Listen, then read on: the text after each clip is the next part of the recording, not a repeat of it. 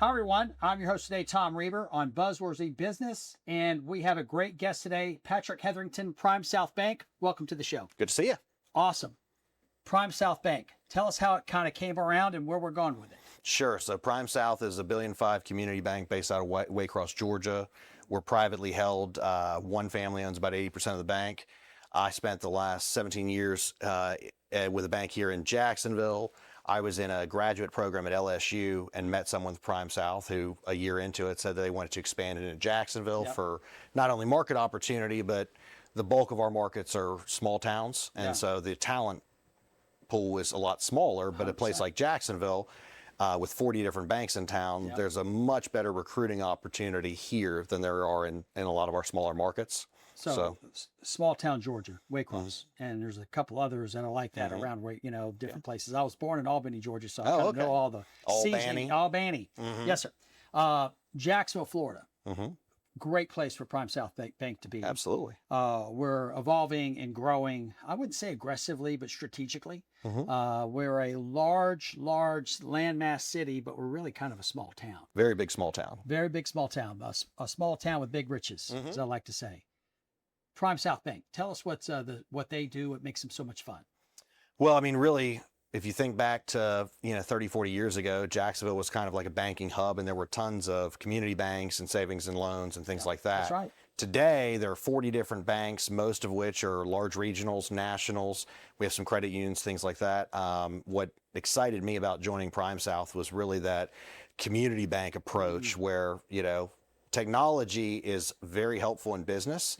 But most people don't want to talk to a chatbot. They don't want an AI, answering the phone to try to get them where they need to be, especially if they're calling us. Right. A lot of times there's maybe something that's come up, maybe somebody stole their debit card number or what have you. So they're frustrated. Right. And the great thing with a community bank is it's more that personal service, that direct contact. You've got somebody's actual phone number, or if you're calling into a group number, there's only 3 or 4 people that work there. Wow. So if you spoke with someone before, you can ask for that person that already knows you, or where maybe you exchange emails. So really being able to be more nimble, but then also the way that we help customers. What I tell people is we make deals that make sense. Certain things, a lot of times, not as easy for businesses and so what banks like. So you actually look at the deal and look at it for its merits? We do. Oh, gosh, that's a novel concept. Look at it for its merits. Try to give people most of what they want, and try to look down the road at, not just thinking about next year, 3, 5 years, but, we want this to be a long-term relationship. So how can we set this up best to suit their needs? I got a phrase that I love. Okay. People, process, technology, in that order brings synergy. And it sounds like, to me, PrimeSouth Bank starts with the people. Absolutely. Supported by the process, enhanced by the technology. You bring all 3 pieces to the table and make the person the actual contact and connection. Absolutely. See, that's what I love about PrimeSouth Bank right there, because most people lose that touch, like, hey, call the 800 number, or B, go to our website, or B, hopefully you can talk to our chatbot. That's a big lever, in my opinion, to help you guys continue to grow market share and different things like that. PrimeSouth has a great culture and, a great business model. But as we were really planning and building things out for the Jacksonville market, as we discussed the processes, I really focused on how I want Jacksonville customers to be treated and handled. While we may offer something like an online account opening or something like that, if we're working with a business on something, I don't need to point them somewhere and have them fill out a form when I've got all their information there. You actually can connect to a human. And oh, by the way, we're looking forward to talking to you again. Yeah. And let's build this customer for life process and again, get down that path.